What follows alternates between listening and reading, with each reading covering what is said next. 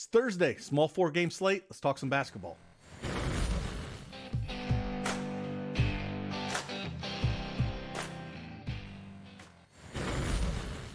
Hey, good afternoon, everybody. It's Craig Ben, aka Cash Keg, back with another NBA Prizepicks video. Put this video out a little bit later today. It's a small 4-game slate. I'm only going to do one video today, not going to break it up. Not a ton of value on the board. I was looking this morning. There was nothing. I couldn't find 3 plays that I loved in terms of first half play. So I got 1 first half play for you, 2 regular plays. Man, yesterday, pretty good overall for me and the guys in the Discord. We went 9-4, and 3 of those losses were all Jimmy Butler. And I was telling the people in the Discord, it was really bad once Embiid got ruled out, but I already had the slips in. It's like I couldn't change it, but told them, if they weren't on those plays to get off of them because, again, with no Embiid out there, just changes the whole scope of the game. Let Bam actually be more aggressive on the offensive side, which really hurt Butler. He still could have got there, but then the blowout as well, at home too, which is pretty surprising, kind of hurt him. So again, not too bad. We're on a 28-8 run in our premium NBA Prizepicks in the Discord there. So if you want to check us out, you can check on the link below. Also, if you don't have that Prizepicks account, you want to join us, use that promo code CashKeg and get the 100% instant deposit match up to $100. Link is in the description below as well. And like always, hit that like button for me. Subscribe to the channel. We'll keep trying to knock out these videos, and hopefully they help you in your research process and can put a little green in your pocket. So with that, let's just dive in and talk about the 3 plays for today.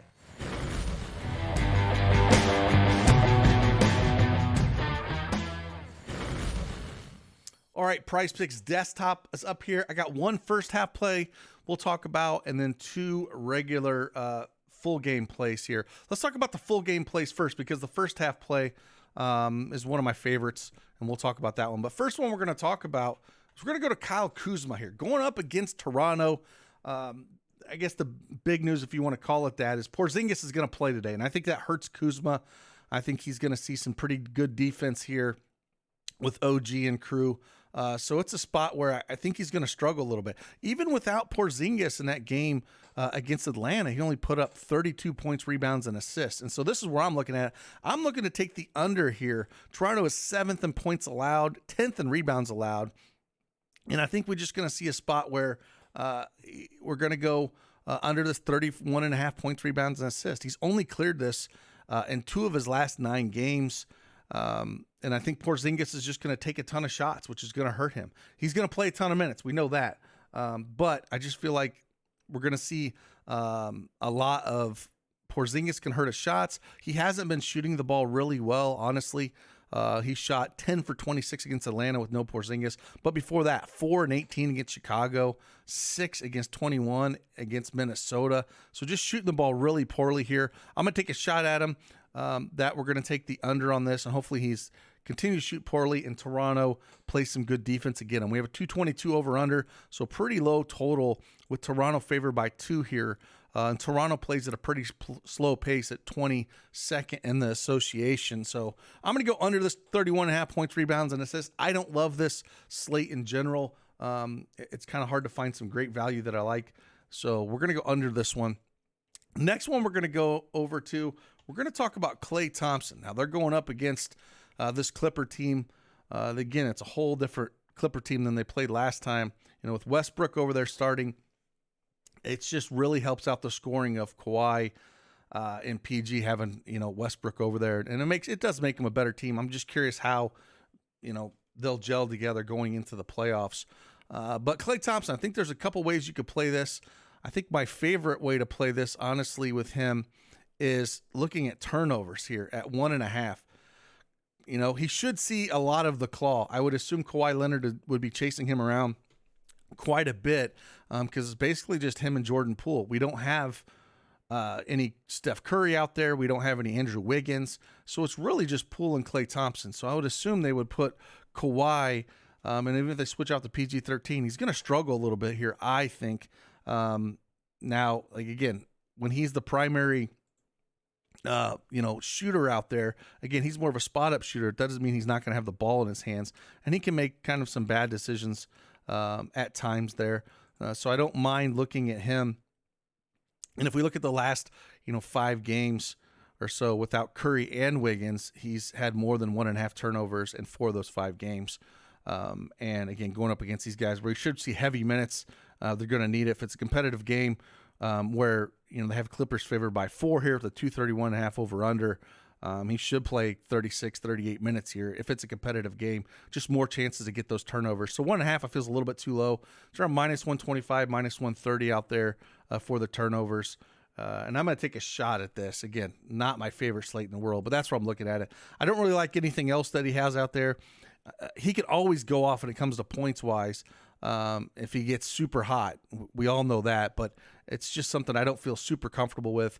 And overall, generally, I don't feel super comfortable with this. One I was looking at a little bit, it's not official play, but I was looking at was Jakob Poeltl, 11.5 points, going up against Washington here in Gafford. If you wanted to play that, I'm perfectly fine playing this one as well. If you wanted to play Jakob Poeltl.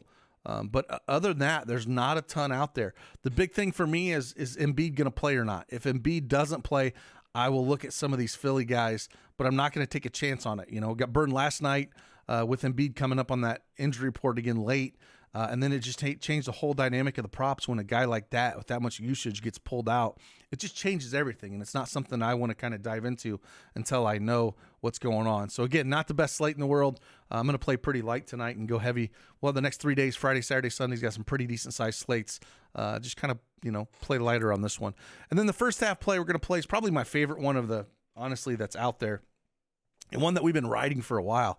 Zach Collins, 14.5 fantasy score here is by far one of my favorite plays out there on the board. Since he's kind of pushed in that starting lineup with Jakob Poeltl getting pushed out there, he has just absolutely crushed this fantasy score. If we go all the way back till the 10th, on February 10th, that pushes it back. We're looking 1, 2, 3, 4, 5, 6, 7 games. He's cleared this number quite easily. 17.8, 20.8, 18.4, 26.2, 22.4, 25.8, and then 20.1 against Utah. And, one great thing about the fantasy scores, he's had at least a steal in each one of those games, except for the first one I talked about, Detroit, with 17.8. Gets you some points, some rebounds, some assists. Like I said, a steal in every game. Those add up a ton. And then he's got blocks in 3 of those 7 games. So by far my favorite play. I'm looking at Zach Collins over 14.5 fantasy score. But again, overall, not the best slate in the world. That's what I'm kind of looking at there. There's a few other plays I think that I dropped in our Discord and our premium VIP picks that I was on as well. But those are 3 plays for you if you want to check those out. Again, I would play light this slate and don't go quite as heavy. And if you want to check us out and everything that we have to offer over there in our Patreon/premium Discord, you can check that out, the link in the description below. And like always, if you don't have that account over at PrizePicks, use that promo code CashKing and get that 100% instant deposit match up to $100. Let's go. I'll see you guys on the flip side. Deuces.